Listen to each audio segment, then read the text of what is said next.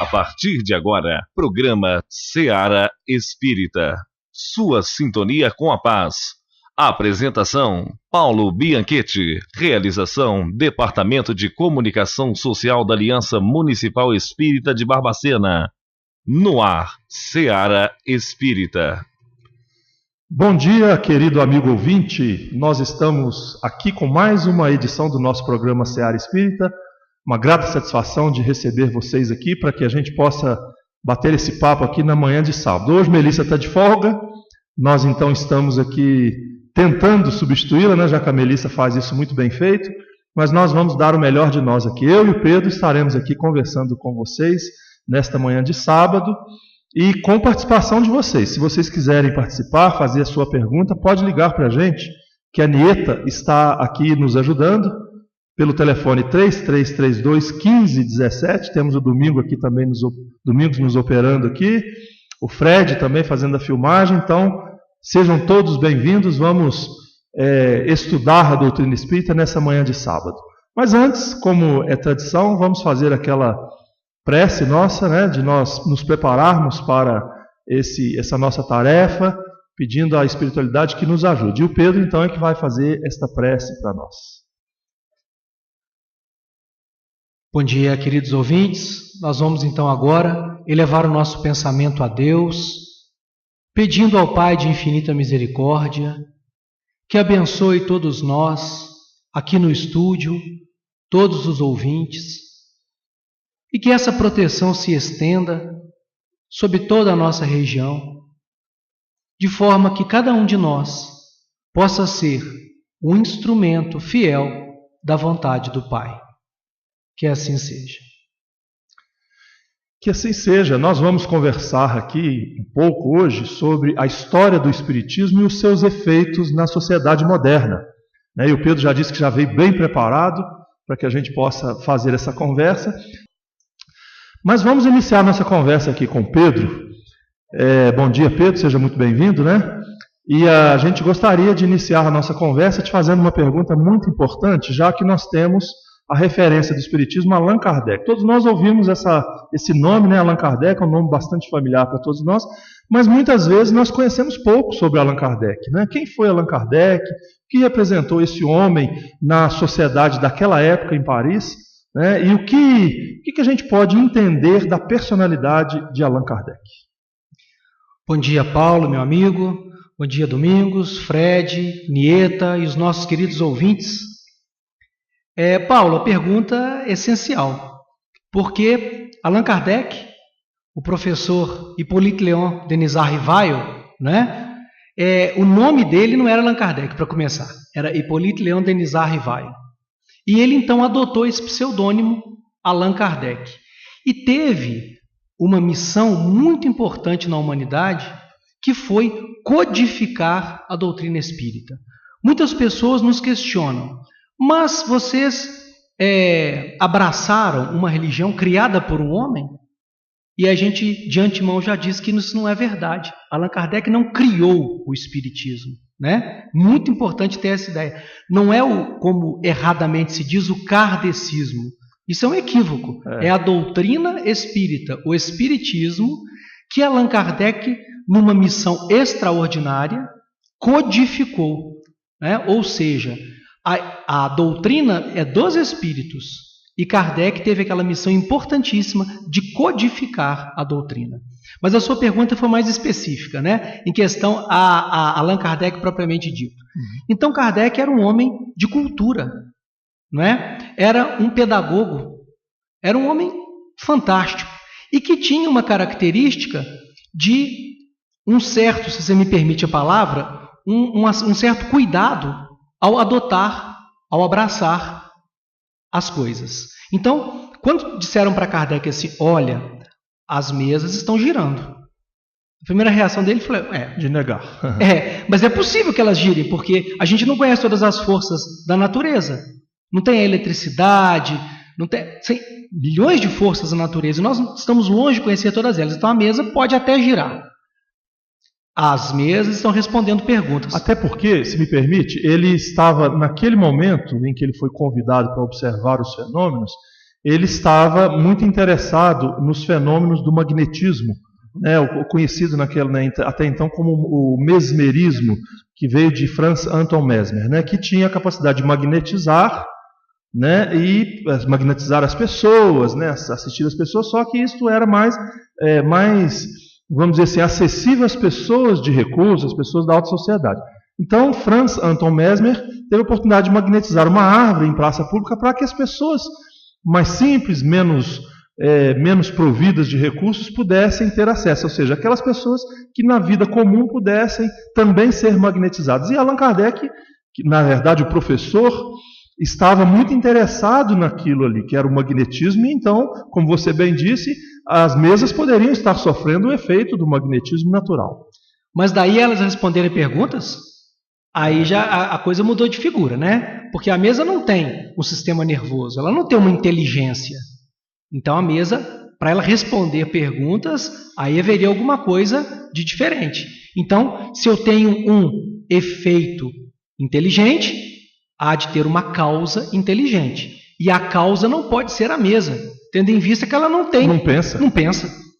Então, daí começou-se, né, a questão, para todo efeito, há uma causa. Então, se eu tenho um efeito inteligente, há de ter uma causa inteligente. O que há de inteligente por trás de uma mesa que se move?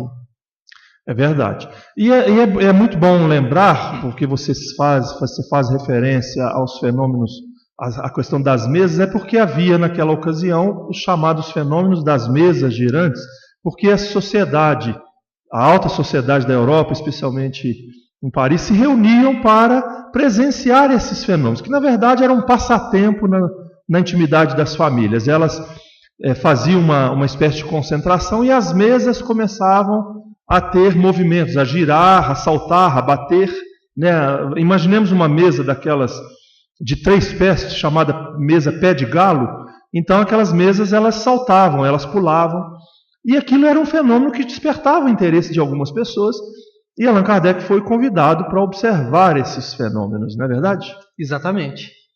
Ótimo. Agora lembrando, Pedro, um pouquinho antes, que Allan Kardec, as suas origens, né, nasceu no dia 3 de outubro de 1804, na cidade de Lyon, na França, né? E ele já muito cedo, porque o seu pai tinha razoáveis recursos, né?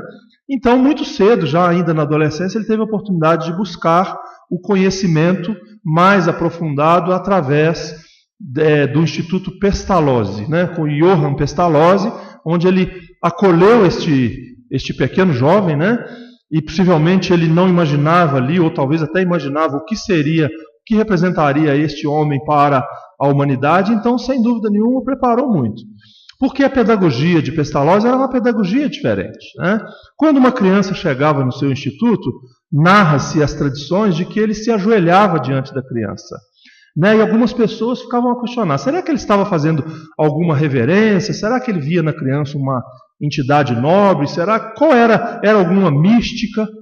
Não, ele teve a oportunidade de explicar que era simplesmente pedagógico. Porque imagina quando você conversa com uma criança, a criança tem que olhar para cima, porque isso já imprime na criança a ideia de superioridade, ou seja, você está acima da criança. Quando você se abaixa, quando você bota o seu olho na direção do olho da criança, a criança se sente mais confortável. Então ela vai te oferecer mais confiança. Ela vai se sentir mais segura com esse processo que você vai iniciar de introduzir na criança aquilo que você idealiza. E aí ele então fazia isso. Ele recebeu o jovem, que depois seria mais tarde o professor Hippolyte Léon Denisard Rivail, e depois mais tarde Allan Kardec. Ele o recebe e o prepara para a vida, né? Tanto o prepara que Allan Kardec, ainda na condição de professor Rivail, vai influenciar fortemente no processo pedagógico, educacional, não só da França, mas em boa parte da Europa, com seus livros didáticos, né?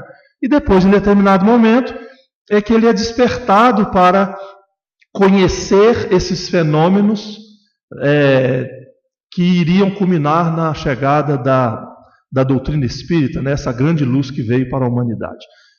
Esse momento, Pedro, ele foi um momento importante, né? No momento em que Kardec o professor vai conhecer esses fenômenos. A gente volta a lembrar, né, Paulo, a importância de Allan Kardec, né? Vamos lembrar a situação da época, século XIX, não é? E aí todos os precedentes, Revolução Francesa, Revolução Industrial, como é que estava o mundo naquela época, né? E a importância de Allan Kardec em codificar. Eu estou insistindo muito batendo muito nessa tecla, porque é muito importante. É uma coisa que as pessoas que não têm ainda o conhecimento da doutrina precisam compreender. Não é que Kardec não inventou nada, mas que pelo fato de ele não ter inventado nada, ele não deixou de ter um mérito imenso. Porque somente alguém muito firme, muito seguro, muito, vamos dizer assim, assentado na ciência, poderia fazer com maestria essa missão. Ele foi escolhido ao acaso no meio da multidão, falou, vamos pegar esse aqui para ser aquele... Eu até prefiro usar, é muito comum, Pedro, a gente usar a palavra codificador do Espiritismo. E para uma pessoa que não conhece nada, ela fala assim, mas codificador é aquele que codifica. Quer dizer que a doutrina espírita é um código? Né? Então, pode passar essa ideia. Eu sempre acho talvez mais apropriado usar a expressão organizador, aquele que organizou a doutrina espírita, já que trazia-se uma ideia, mas não querendo te corrigir na sua expressão, não. É só uma outra linha de pensamento. Foi alguém na multidão que foi pego ao acaso, ou ele já veio do mundo espiritual com uma certa predisposição? É preciso lembrar a todo momento que Jesus está no leme. Muito bem. Não podemos esquecer disso em momento algum. E que não há acaso. Né? O acaso definitivamente não existe. Porque existe um Deus, acima de Jesus, existe um Deus, a inteligência suprema, a causa primária de todas as coisas, que governa, né, todas as coisas, todos os mundos. Então, Kardec definitivamente não foi escolhido ao acaso, porque o acaso não existe, né? Nós sabemos disso. Kardec recebeu essa missão importantíssima e conseguiu cumprir essa missão de uma forma belíssima, tanto é que hoje, aqui no Brasil, nos chega a doutrina espírita. Ou seja, fruto da persistência, da inteligência e da firmeza de Kardec em cumprir essa missão de uma forma belíssima. E você fala uma coisa que nos faz pensar de forma muito interessante, que é a presença de Jesus nesse contexto. Quando a gente fala de espiritismo, logo para algumas pessoas, e isso aconteceu durante muito tempo, hoje bem menos, mas existem ainda vamos dizer assim, preservação desse preconceito, porque nós, seres humanos, nós temos a característica de avaliarmos as questões sem conhecê-las primeiro. Então, qual que era o conceito de espiritismo? Algo averso a Deus, a Jesus e ao Evangelho de Jesus. Então, quando você coloca a figura de Jesus nesse meio, significa que Jesus participou da chegada do espiritismo na face do planeta Terra. Como é que é isso? Então, a figura de Jesus é central, porque Jesus é o co-criador da Terra. Ele recebeu de Deus a missão de criar a Terra. Então ele não é o criador, ele é o co-criador da Terra. Ele é o governador espiritual da Terra. Então é preciso lembrar da grandeza de Jesus. Porque vamos colocar aí que a Terra, nós sabemos que a Terra tem aproximadamente um pouco mais de 4 bilhões de anos.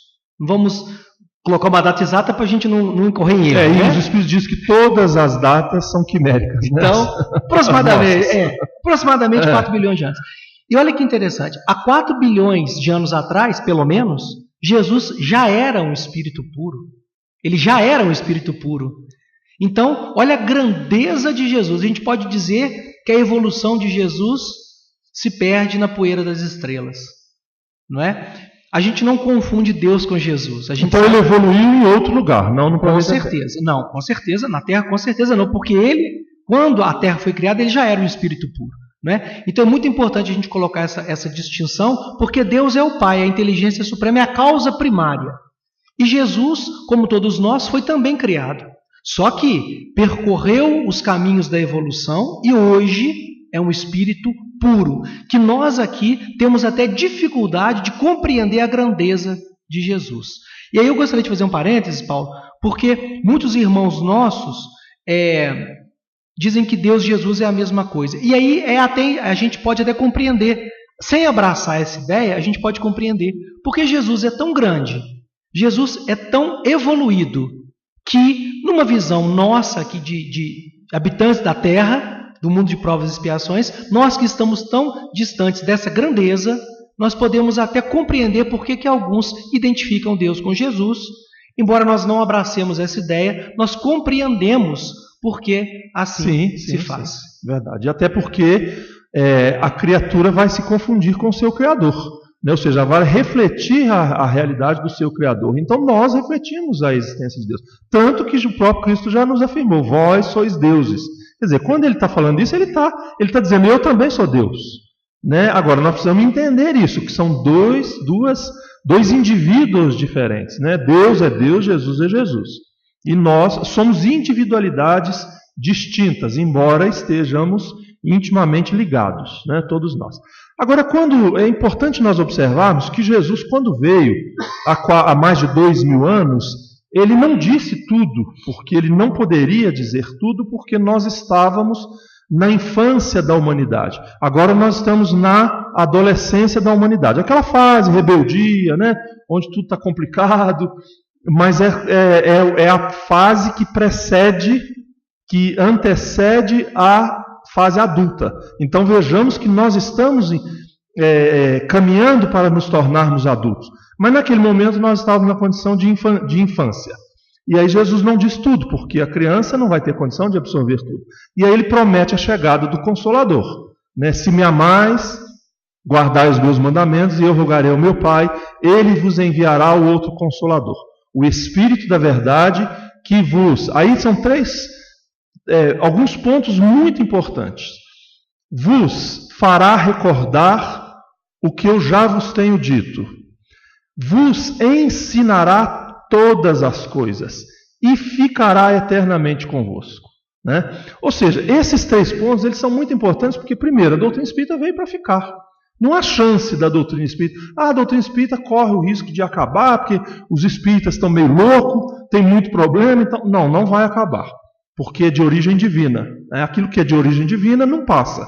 O que é de origem humana vai evoluindo, vai passando, vai se ajustando. Mas a doutrina espírita é de origem divina. Né? Veio recordar aquilo que Jesus havia dito? Sim, porque muita coisa ficou esquecida, ou muita coisa foi distorcida. Né? Muita coisa precisa ser revisada, relembrada. Precisa, conforme Allan Kardec fala nas primeiras páginas do Evangelho segundo o Espiritismo. A doutrina espírita veio retirar o véu que foi lançado intencionalmente sobre a mensagem do Cristo. Então a doutrina espírita veio tirar esse véu. Redescobrir aquilo que está ali na essência. Esse é o segundo ponto. E o terceiro ponto, nos ensinar todas as coisas. Não há nenhum ponto, Pedro, se você percebe, não há um ponto que a doutrina espírita não projeta luzes, não nos elucida, não nos esclarece. Com isso, então, a gente logo identifica que o Espiritismo é o Consolador que Jesus havia prometido já há 2000 anos. Concorda? Sem dúvida nenhuma.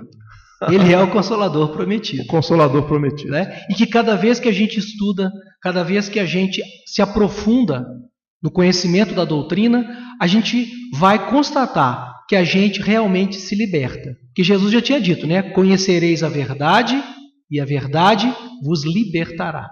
Não é verdade? É verdade, verdade absoluta. E aí o que acontece? Nós podemos então logo entender que a doutrina espírita não é uma doutrina salvacionista, sob aquele ponto de vista, você se torna espírita que você estará salvo. Mas se você se tornar espírita e se tornar um homem de bem, ou se você não se tornar espírita e permanecer como um homem de bem, você estará salvo do ponto de vista não de conquistar o paraíso, mas sim um estado de consciência tranquila.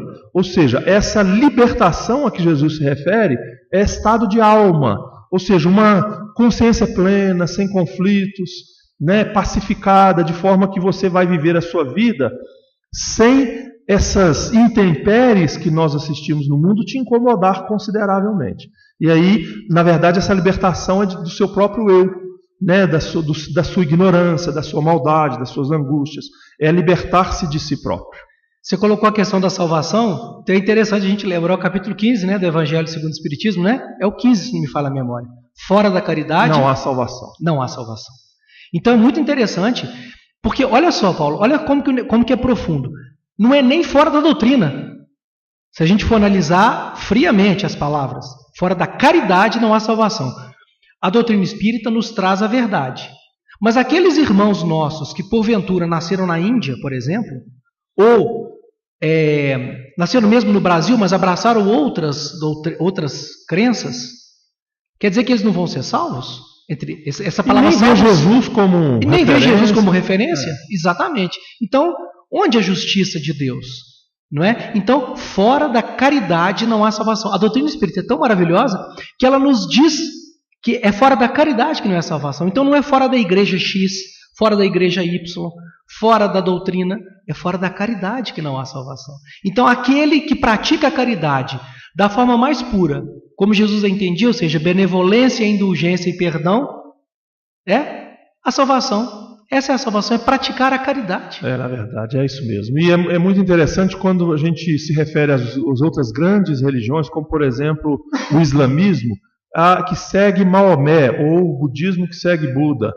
Não, então não são cristãos. Não, nós poderíamos dizer que, na verdade, porque estes líderes espirituais são seguidores, vamos dizer assim, de Jesus, porque Jesus é que está no comando. Então estes, embora não fizeram referência a Jesus, mas estavam sob o comando de Jesus, ou seja, vieram trazer a mensagem de acordo com a cultura. Então, na verdade, no fundo, todos eles seguem o Cristo, porque os seus líderes são servidores, entre aspas, de Jesus, né? Aqueles que estão a serviço de Jesus, a serviço do Cristo. Você quer fazer um pequeno comentário? Pode. Não, rapidamente. Dá tempo. Se a gente for analisar essas grandes religiões, o âmago dessas grandes religiões, nós vamos ver que a mensagem está ali. A mensagem de Jesus está no cerne das religiões. É a mesma coisa, exatamente. Pedro, mas depois desse acontecimento, quando o professor foi convidado por um amigo, o senhor Fortier, para observar mais de perto as características daquelas atividades, e ali ele percebia que havia por detrás da mesa uma inteligência, porque as respostas, conforme você muito bem disse, eram inteligentes, então ele percebeu que ali estava surgindo o corpo de uma nova doutrina.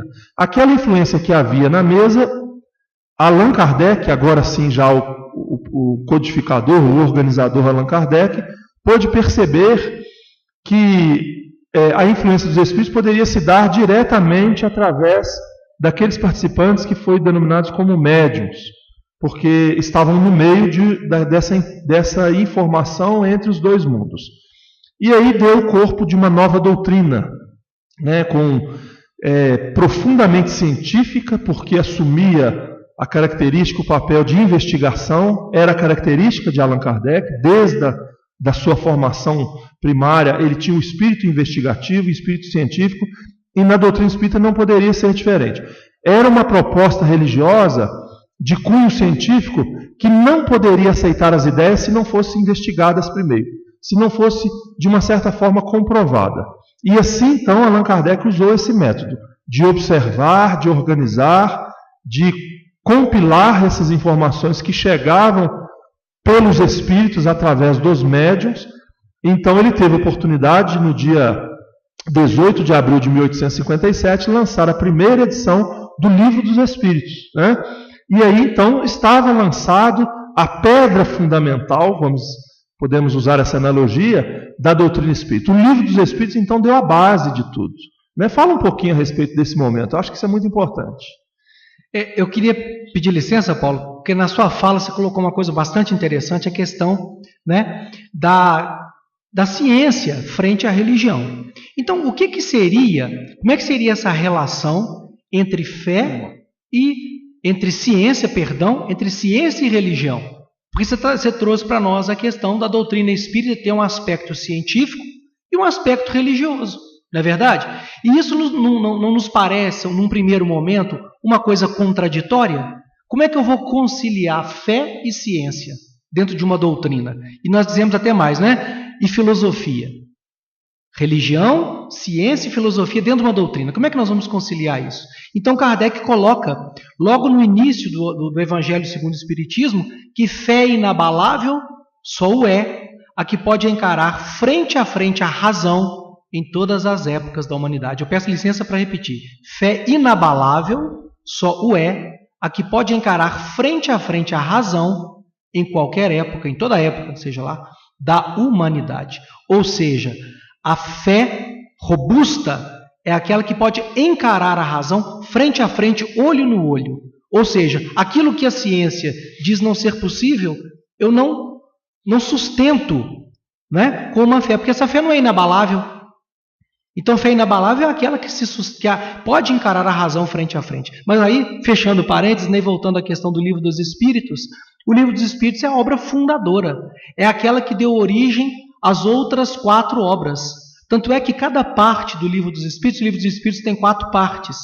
Cada uma dessas partes se desdobrou, vamos dizer assim, e deu origem às outras obras, as outras 4 obras básicas, formando assim o Pentateuco, né? As 5 obras básicas. E vamos básicas. relembrá-las, né? Depois nós tivemos então a chegada do Livro dos Médiuns, posteriormente o Evangelho segundo o Espiritismo, e o Fred muito bem nos lembra que não é o Evangelho dos Espíritas, é o Evangelho de Nosso Senhor Jesus Cristo, à luz da doutrina espírita, conforme a doutrina espírita, segundo o Espiritismo.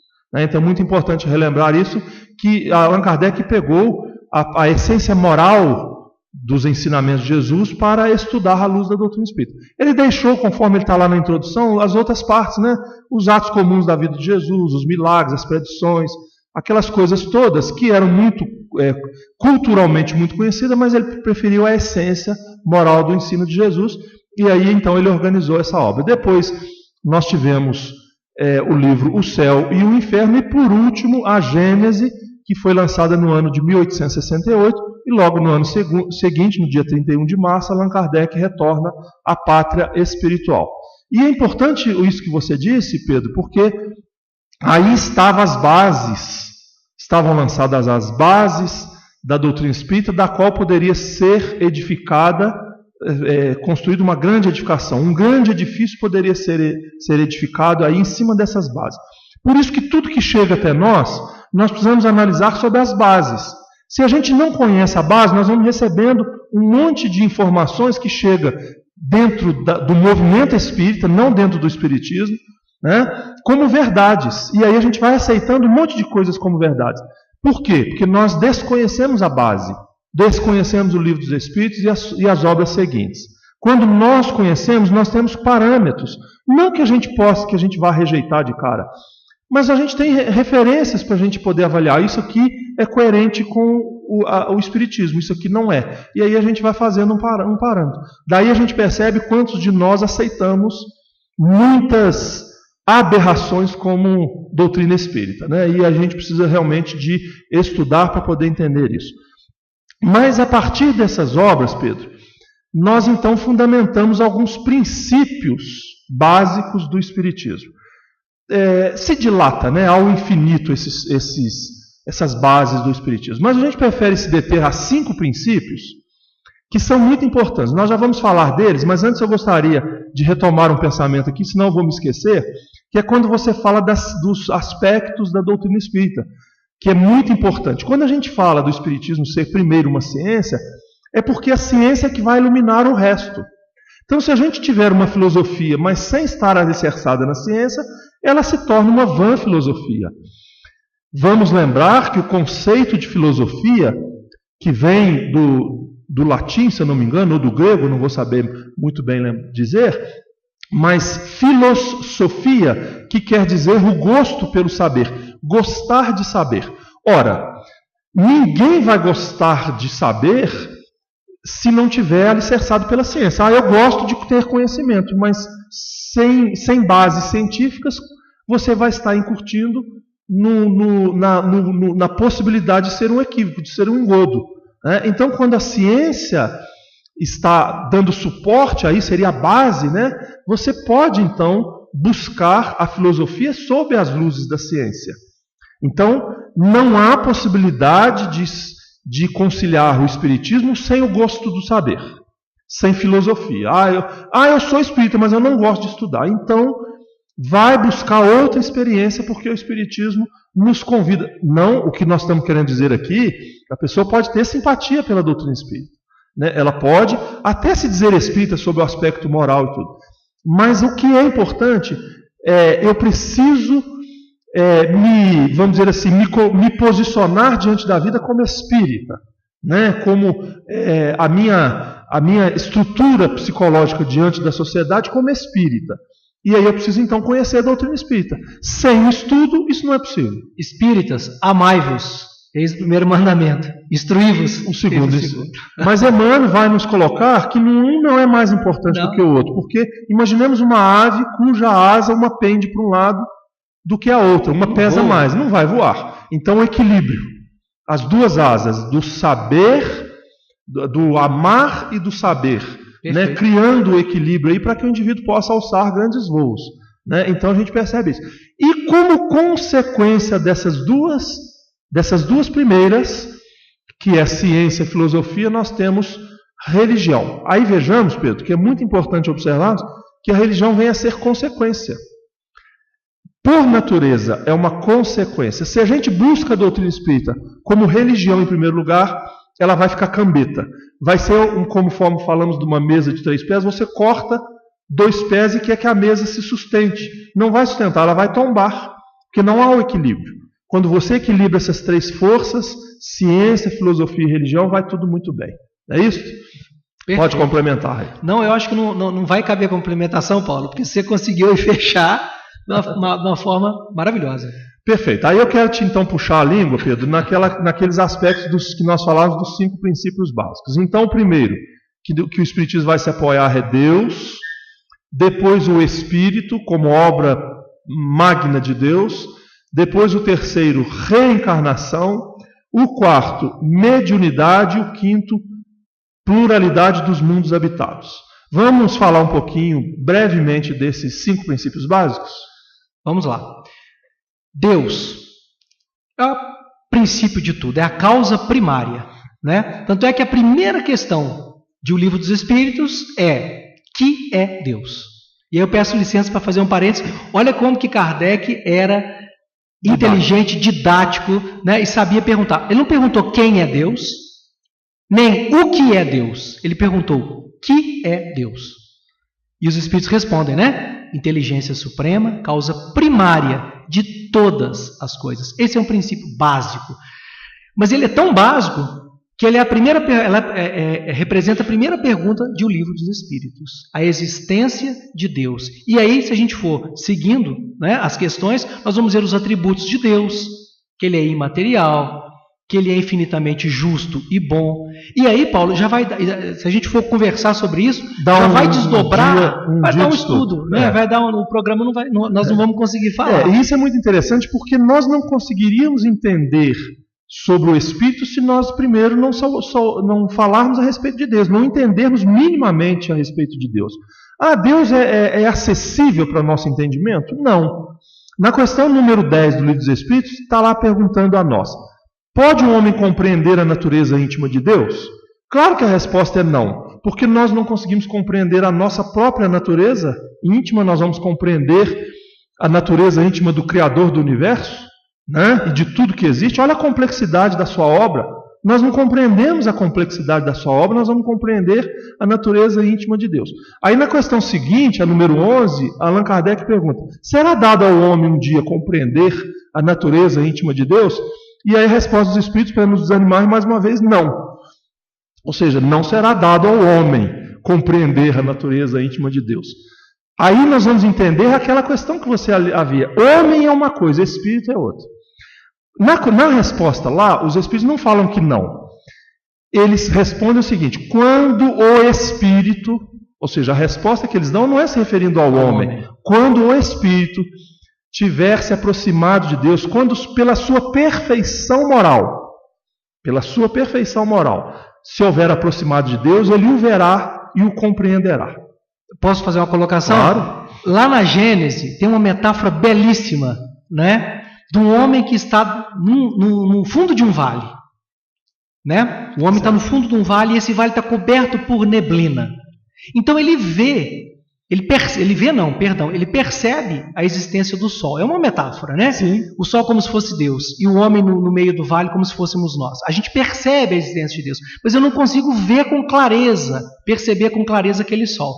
A partir do momento que eu vou subindo a montanha, a cada lance que eu vou subindo, a névoa vai se dissipando, vai ficando menos densa e eu consigo compreender, eu consigo ver aquele sol com mais clareza. Até o momento que eu vou chegar no topo, é tudo uma metáfora, obviamente, né? Sim. Que eu vou chegar no topo da montanha e aí eu vou compreender aquele sol no seu esplendor. Eu acho uma metáfora belíssima. É, muito interessante. A compreensão de Deus. E a gente observa, então, que a partir desse entendimento gradativo, e a doutrina espírita nos proporciona isso, de nós irmos compreendendo, na medida que a gente que a matéria vai deixando de ser mais importante na nossa vida, e o lado espiritual vai predominando, a gente vai percebendo isso.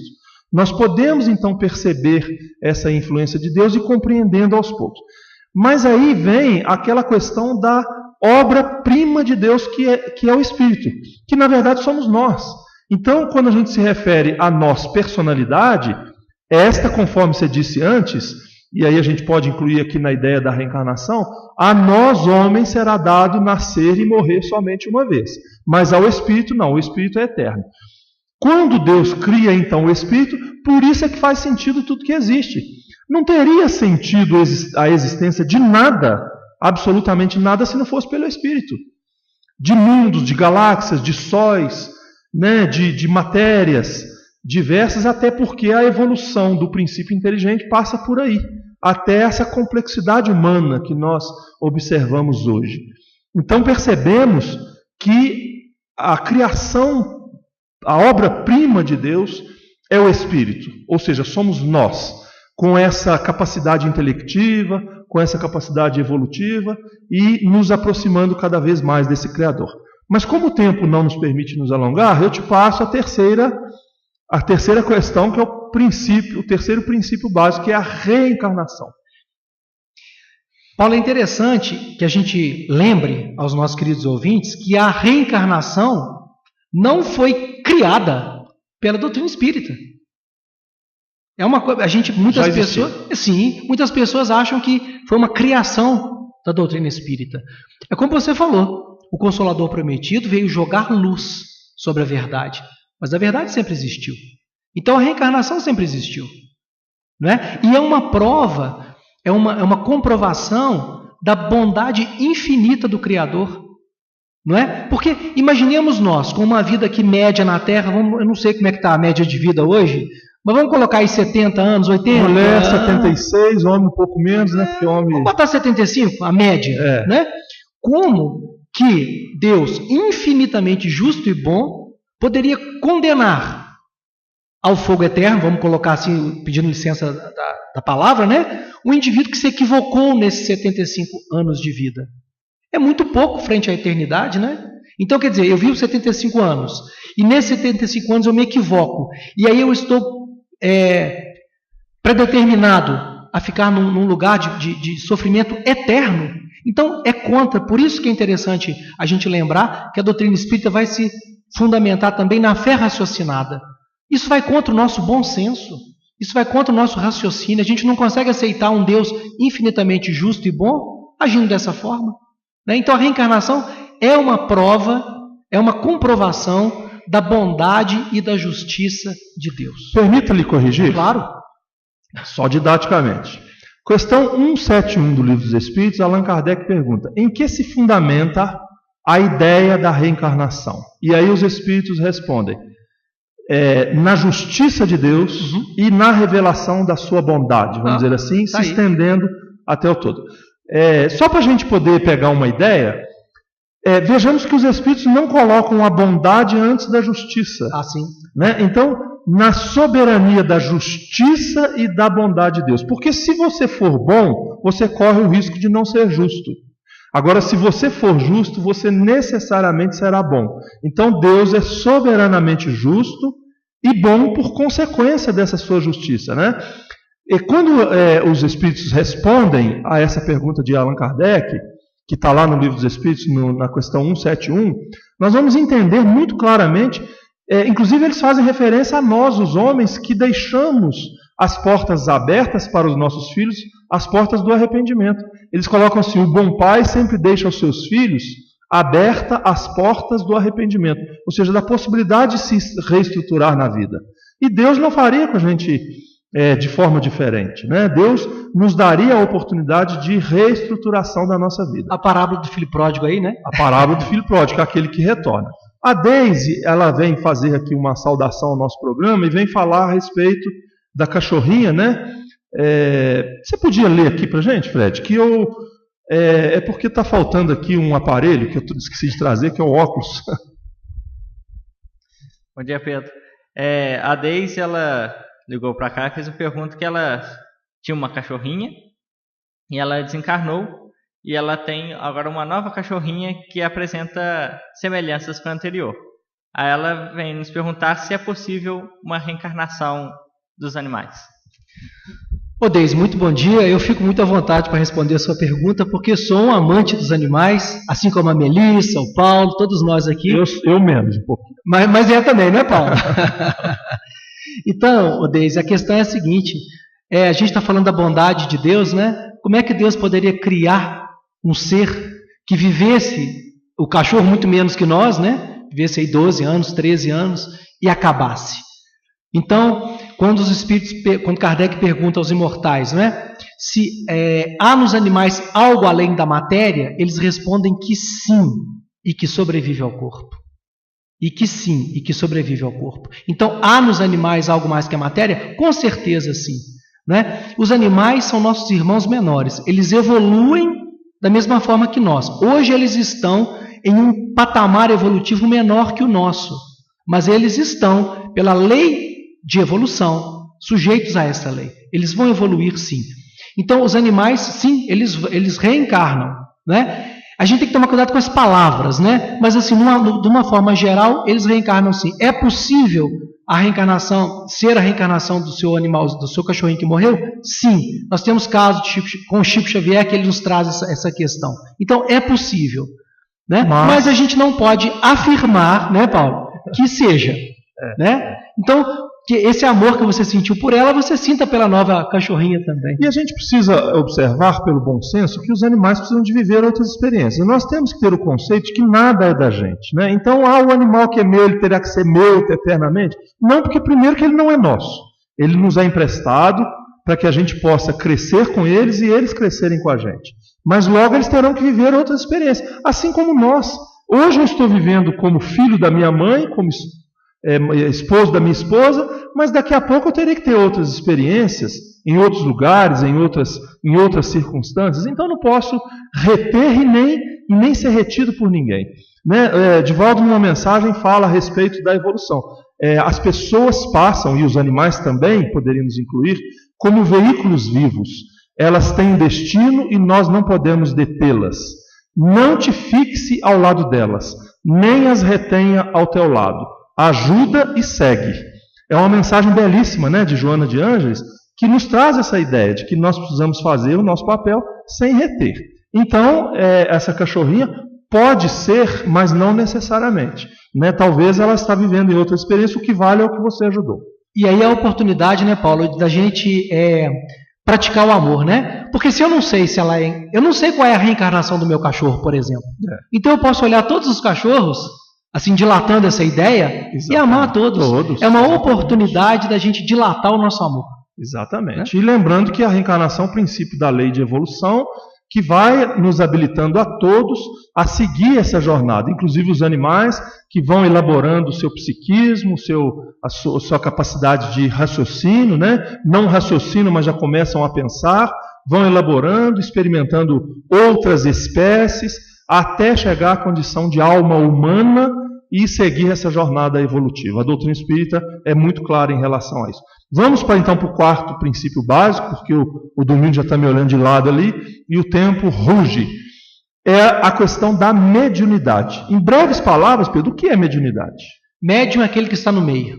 Então, que serve de intermediário entre o mundo dos homens, vamos colocar assim, e o plano espiritual. Todos nós somos médiuns, todos nós percebemos de alguma forma a presença dos espíritos. Só que médium ostensivo, nas palavras de Kardec, é aquele que percebe de uma forma mais ostensiva essa presença dos espíritos. Eu tentei falar bem rápido, Paulo, se você quiser complementar, porque nós estamos meio em sem cima, dúvida, né? A mediunidade, ela tem como princípio, como objetivo de esclarecer a humanidade. Então é através da mediunidade que os espíritos nobres vêm trazer a sua mensagem até nós, e é através da mediunidade que nós podemos também fazer com que uma mensagem edificante chegue até os espíritos infelizes, porque são todos nós somos irmãos, não existe o demônio, não existe o diabo. Se ele existe, ele está no coração do homem, com o seu sentimento, mas dali a pouco isso também se torna dissolvido e o diabo se transforma em anjo, né, que na verdade somos nós, né? E aí a gente vai percebendo que a mediunidade tem esse efeito curativo, né, esse efeito que contribui com Deus para que a harmonia aconteça no seio da humanidade.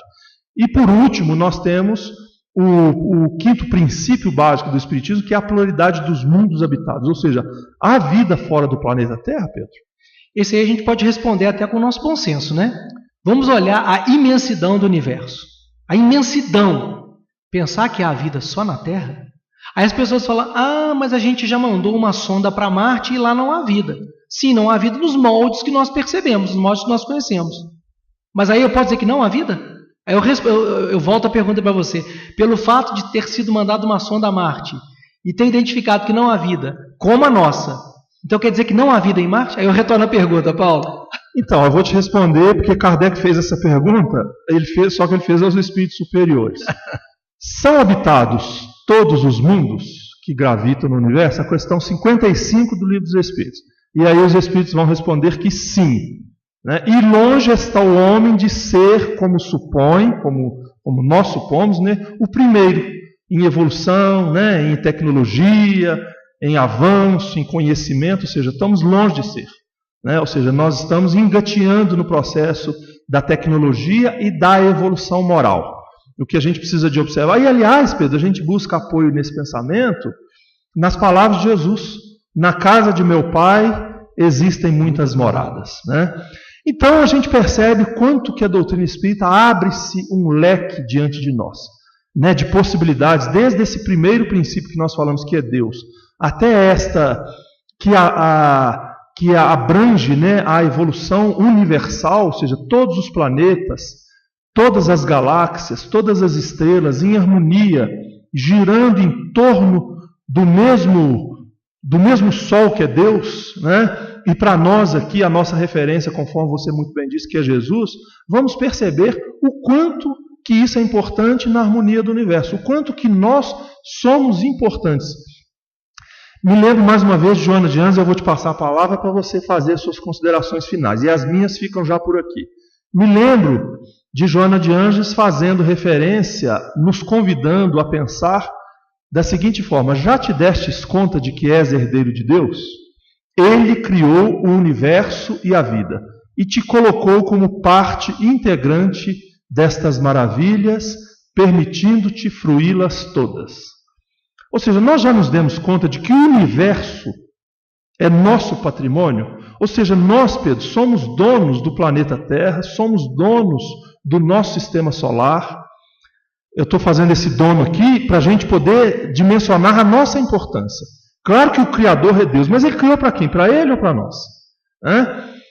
A galáxia, o universo, ou seja, tudo isso é um patrimônio nosso que nós ainda só não aprendemos. Nós ainda estamos nessa condição ainda evolutiva que não nos permite usufruir dos benefícios de forma plena. Mas já estamos, né? Já estamos aprendendo a lidar. E daqui a pouco nós estaremos governando mundos, né? Igual Jesus, o governador do nosso sistema solar. Já imaginou o Pedrinho lá comandando um sistema solar? Vai demorar um pouquinho de tempo, né, Paulo? Mas nós gostaríamos de fechar com Paulo, o apóstolo. Se Deus é por nós, quem será contra nós? É uma bonita reflexão, né? Que nos brinda aí com fechamento, evocando o pensamento do nobre apóstolo da caridade, que é o exemplo para todos nós, nos permitindo que nós possamos viver intensamente essa mensagem que chega até o nosso coração, que é a doutrina espírita, sobretudo o Evangelho de Jesus, à luz dessa doutrina e que nos permite avançar rumo a esta evolução. Pedro, eu quero te agradecer, né? Essa parceria está dando certo, né?